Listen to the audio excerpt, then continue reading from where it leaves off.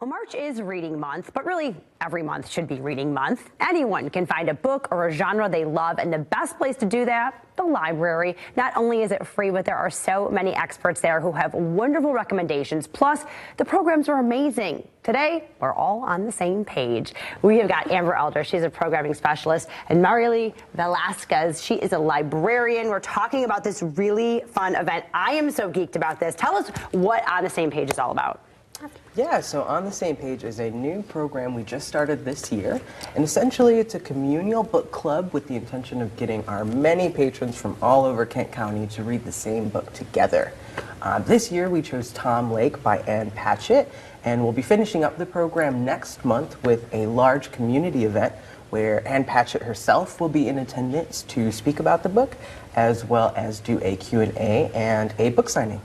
I mean, big deal.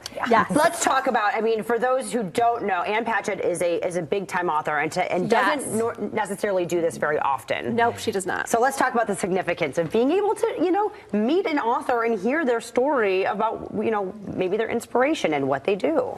Yeah, so the great thing about this event is that Ann will also be in conversation with another author, a friend of hers, Kevin Wilson. He's the author of Now Is Not the Time to Panic. And so they are going to be chatting together about kind of the inspirations for both of their books. Her book especially was inspired by Northern Michigan.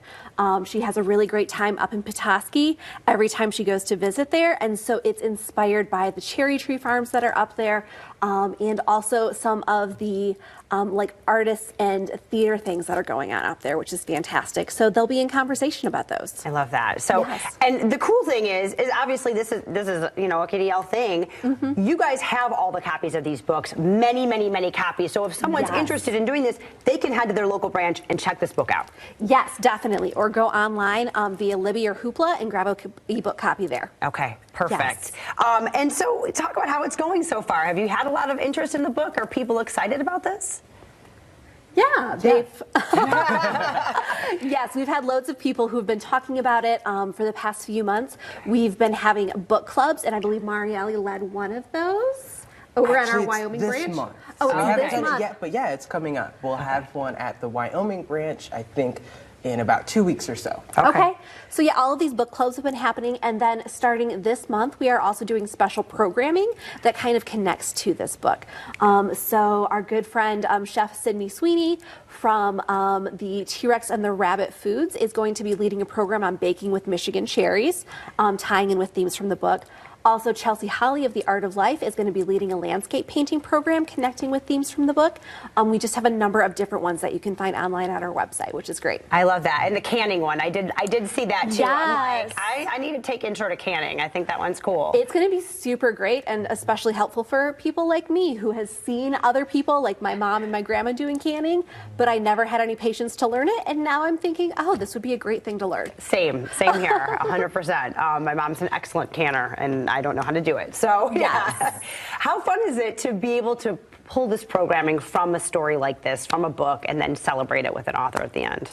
It was incredibly fun. We had lots of conversations in our meetings leading up to this about what were some of the themes from the book that we wanted to pull out and reflect in our programming, and then also how we can make this celebratory event at the end of the season be the absolute best it could be. Yeah. So we're really looking forward to that. It's going to be April 24th, which is a Wednesday at the Calvin Covenant Fine Arts Center, which is just absolutely gorgeous. We were there a few weeks ago, and it was a great time. Yeah. And it'll be there from, the event will be taking place from 6:30 to 7:30 that day. Okay, and people do need to register. Is registration's not open yet, or is it open? It is not open yet, but it will be opening next Friday. Okay. And our website is kdl.org/same page for this. You can not pre-register, but you can give your email and then you will get updates for it. Okay. And then yes, pre-registration does open on March 15th. Yeah, and for all of these other different things at the branches, you need to register for those too, for the canning and things like that. No? You don't have to? Just show up? Nope, not all of them.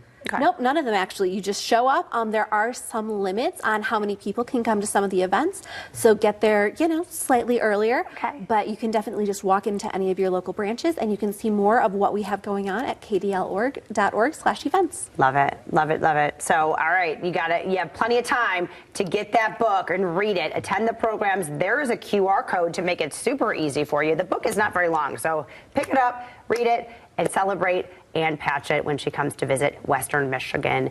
KDL.org/events for all of that information. We'll be right back.